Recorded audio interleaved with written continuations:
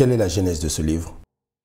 C'est déjà une longue histoire. Quand j'étais tout petit, je me demandais d'où on venait, où on allait et pourquoi on était là. Donc j'avais déjà des questions métaphysiques que je tournais dans ma tête. Il se trouve que j'ai été un jour intéressé par un livre qui s'appelle La cosmogonie d'Urantia, qui est en fait une sorte de genèse de la Terre avec une histoire de Jésus au jour le jour. Et au cours de mes voyages, j'ai rencontré, je suis allé au Chili, à Santiago, et alors que moi j'étais à Paris, parisien, j'ai rencontré une femme qui était une thérapeute, qui était en train de traduire la cosmogonie d'Urantia en espagnol. Et donc ça c'est une rencontre qui est due à la synchronicité. Nous avons sympathisé et il se trouve que j'ai passé 6 ans au Chili, 6 mois au Chili avec elle. Et donc on a commencé à échanger. Alors, elle était thérapeute et moi j'étais intéressé par tout ce qu'elle pouvait dire. Et donc on a échangé sur les différentes valeurs. Bon, et c'est comme ça qu'on a acheté les bases d'un livre.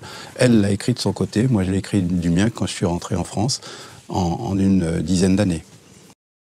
Quelle est la définition d'une valeur pour vous? Alors, pour moi, je dirais quelles sont les valeurs. Il n'y a pas qu'une seule valeur. En fait, les valeurs, je dirais, c'est un peu comme une brique qui construit une maison. C'est-à-dire que l'ensemble des valeurs que vous acceptez, ça vous permet de construire vous-même. Vous construisez votre maison, vous construisez votre intérieur. Et pour moi, c'est simplement des repères qui vous permettent effectivement de vous créer, de vous construire vous-même. Selon vous, quelles valeurs sont communes à tous les êtres humains, quelles que soient leurs origines, quelle que soit leur culture? Alors, là, je dirais que les valeurs sont intemporelles, inculturelles, c'est-à-dire qu'elles sont valables pour tout le monde. Moi, je pense que les valeurs humaines n'ont de sens que quand on est dans une recherche sur le chemin spirituel, en gros. Bon, or, ce chemin spirituel, dans tous les pays du monde, on le trouve d'une façon ou d'une autre, avec des cultures différentes. Mais la valeur en soi n'a pas de sens si elle n'est pas le fait d'un accompagnement, d'un cheminement spirituel. Comment est-ce qu'une valeur spécifique peut-elle être essentielle à un individu? Et là, pour moi, elles le sont toutes. Elles sont toutes indispensables avec des moments plus ou moins importants. C'est-à-dire que pour moi, la plus grande des valeurs, c'est l'amour. Bon, l'amour conduit à tout et conduit à toutes les valeurs parce que justement, l'amour vous conduit vers l'autre, vous donnez vers l'autre, plutôt que recevoir, vous voulez donner. Et donc, la véritable valeur au summum, c'est l'amour, mais avec un grand A. Bon. Après, vous déclinez cette valeur en plusieurs valeurs que moi j'ai essayé d'identifier, mais c'est assez difficile d'identifier une valeur. C'est comme essayer de décortiquer un corps humain. Je crois que les valeurs humaines font partie d'un ensemble qui construisent la personne. Et donc, si je dis il faut être prudent, bon, ben oui, il faut être prudent, c'est une des valeurs, parce que par opposition, il y en a qui ne sont pas prudents du tout. Il faut être persistant, oui, parce que c'est une valeur. Quand on commence quelque chose, on est sur un chemin, on va jusqu'au bout de son chemin. Donc, c'est de la persistance. Et ça vous permet d'aller jusqu'au bout de vous-même. Si par contre, vous pensez que le projet que vous avez fait n'est pas bon, vous arrêtez en cours de route, vous ne ferez jamais rien. Et on se rend compte que tous les hommes qui ont marqué l'existence, qui ont marqué la vie du monde, sont des gens qui ont persistants, qui avaient une idée.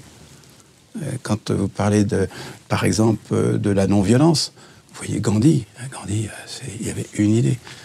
Et etc. Tolstoï, Lincoln. Et quelquefois, ça coûte très cher. Mais ils ont une idée centrale qui les conduise à aller jusqu'au bout d'eux-mêmes et jusqu'au bout de leur idée. Et donc, je crois qu'on se sert de toutes les valeurs. On peut difficilement dire, ben là, j'ai été meilleur sur cette valeur que sur une autre. C'est vraiment un ensemble qui constitue l'homme. Puis-je fondamentalement changer mes valeurs? D'abord, je crois que les valeurs sont, encore une fois, éternelles, elles sont plurales, elles sont partout. Je crois que les valeurs existent, elles sont. ce que vous pouvez faire en fonction de vos cultures, de vos habitudes, etc., c'est effectivement prendre conscience de ces valeurs. Et donc, c'est la conscience qui est importante. C'est la conscience qui est importante de dire, ben voilà, je veux aller sur ce chemin, et donc je vais prendre conscience que j'ai besoin d'un certain nombre de valeurs. Mais c'est à la portée de tout le monde. Et là, il suffit simplement de s'ouvrir au monde, de s'ouvrir au chemin, et tout le monde a les valeurs, tout le monde les a en soi. Par contre, il y en a beaucoup aussi qui ont les contre-valeurs. Et donc là, on applique une valeur à l'opposé, mais on l'a tous en nous. Je crois qu'encore une fois, les valeurs, c'est un repère. C'est quand vous êtes dans une rue, vous avez des clignotants, c'est immuable, c'est un repère. Alors vous en avez conscience, vous n'avez pas conscience. Vous grillez le feu rouge, vous ne le grillez pas, mais il existe. Et donc les valeurs, elles existent en tant que telles, mais leur véritable signification, c'est quand elles s'appliquent sur un cheminement spirituel.